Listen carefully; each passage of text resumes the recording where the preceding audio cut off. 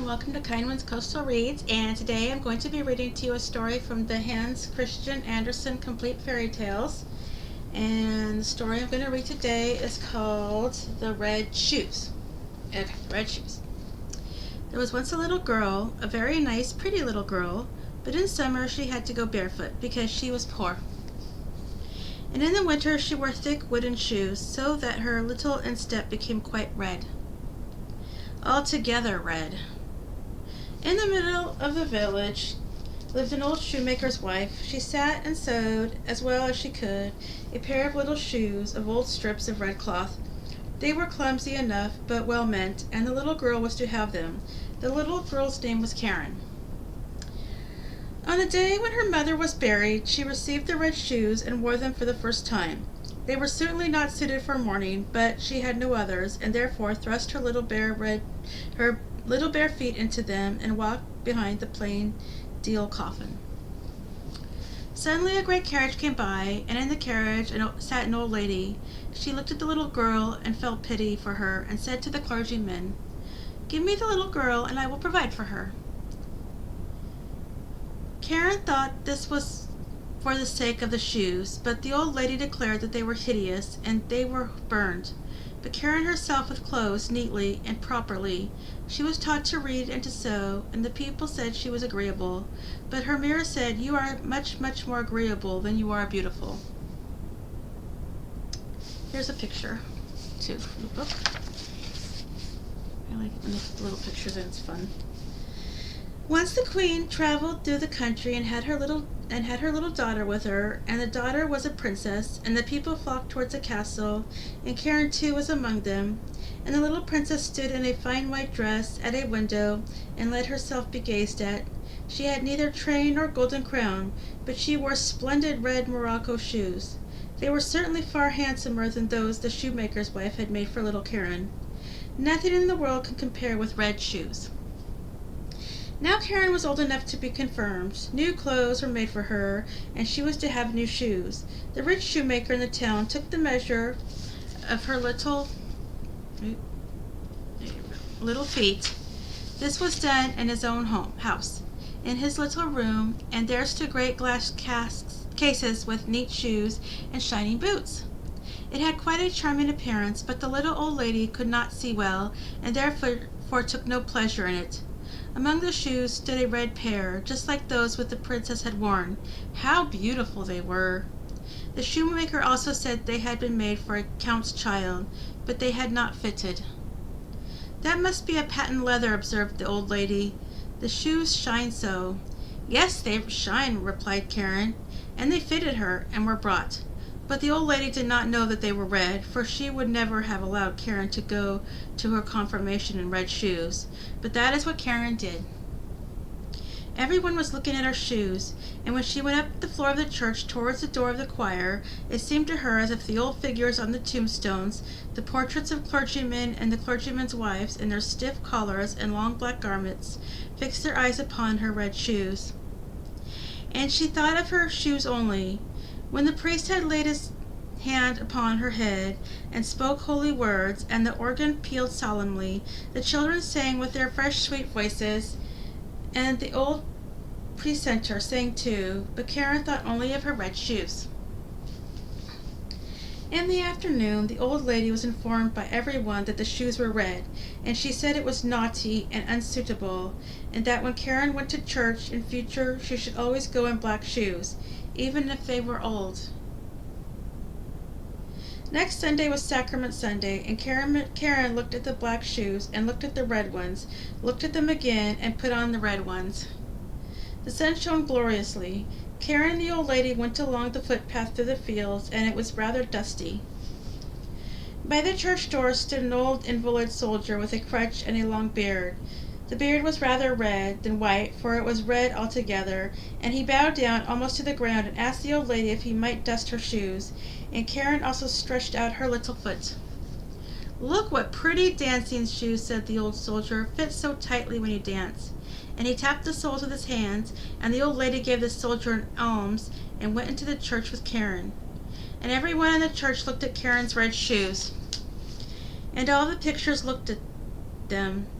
And while Karen knelt in the church, she only thought of her red shoes, and she forgot to sing her psalm and forgot to say her prayer.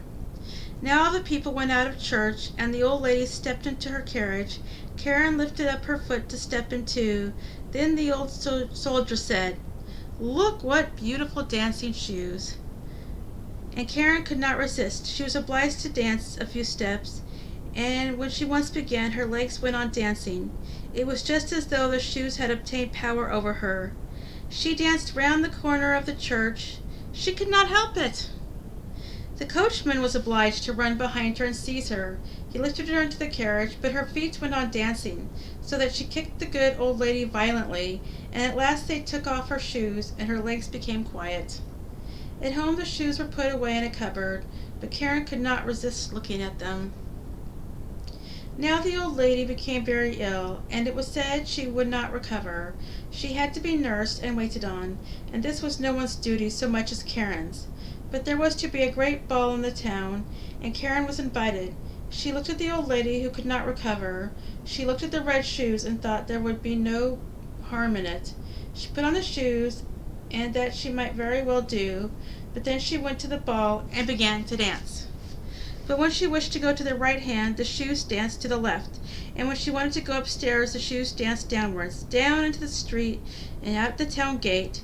She danced and was obliged to dance straight out into the dark wood. There was something glistening up among the trees, and she thought it was the moon, for she saw a face. But it was the old soldier with the red beard. He sat and nodded and said, "Look what beautiful dancing shoes." Then she was frightened and wanted to throw away the red shoes, but they clung fast to her, and she tore off her stockings, but the shoes had grown fast to her feet, and she danced and was compelled to go dancing over field and meadow, in rain and sunshine, by night and by day, but it was most dreadful at night. She danced into the open churchyard, but the dead there did not dance. They had something better to do. She wished to sit down on the poor man's grave, when the bitter tansy grows, but there was no peace nor rest for her, and when she danced towards the open church door, she saw there an angel in long white garments, with wings that reached from his shoulders to his feet. His countenance was serious and stern, and in his hand he held a sword that was broad and gleaming. "Thou shalt dance," he said, "dance in thy red shoes till thou art pale and cold, and till thy body shrivels to a skeleton. Thou shalt dance from door to door, and where proud haughty children dwell, shalt thou knock, that they may hear thee, and be afraid of thee. Thou shalt dance, dance." "Mercy!" cried Karen. But she did not hear what the angel answered, for the shoes carried her away, carried her through the gate onto the field, over stock and stone, and she was always obliged to dance. One morning she danced past a door which she knew well. There was a sound of psalm singing within, and a coffin was carried out, adorned with flowers. Then she knew that the old lady was dead, and she felt that she was deserted by all, and condemned by the angel of God.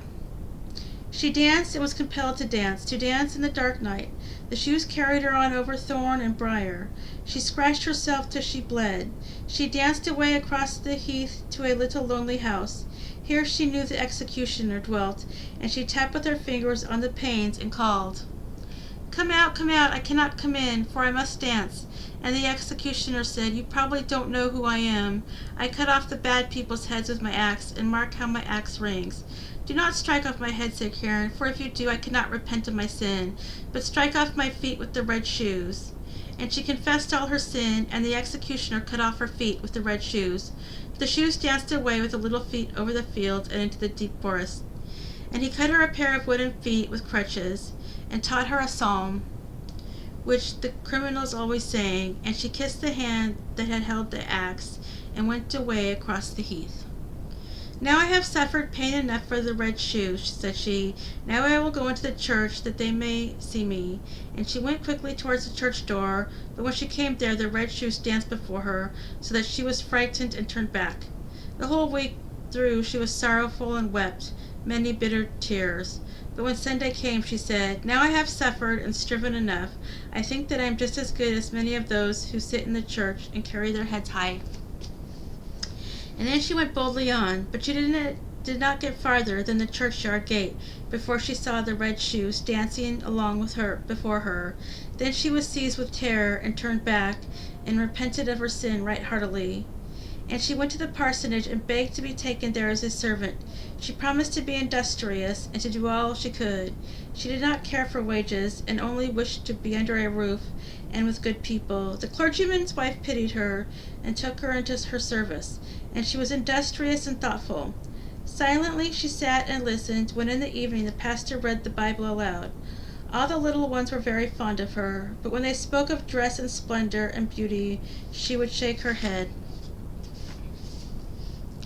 Next Sunday they all went to church, and she was asked if she wished to go too, but she looked sadly, with tears in her eyes, at her crutches, and then the others went to hear God's word, but she went alone in her little room, which was only bright enough to contain her bed and a chair, and here she sat with her hymn book. And as she read it with a pious mind, the wind bore the notes of the organ over to her from the church, and she lifted up her face, wet with tears, and said, "O Lord, help me." Here's a picture. I love the pictures. Okay. Then the sun shone so brightly, and before her stood the angel in white garments, the same she had seen that night at the church door.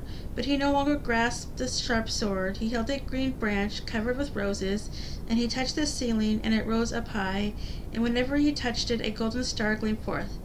And he touched the walls, and they spread forth wildly.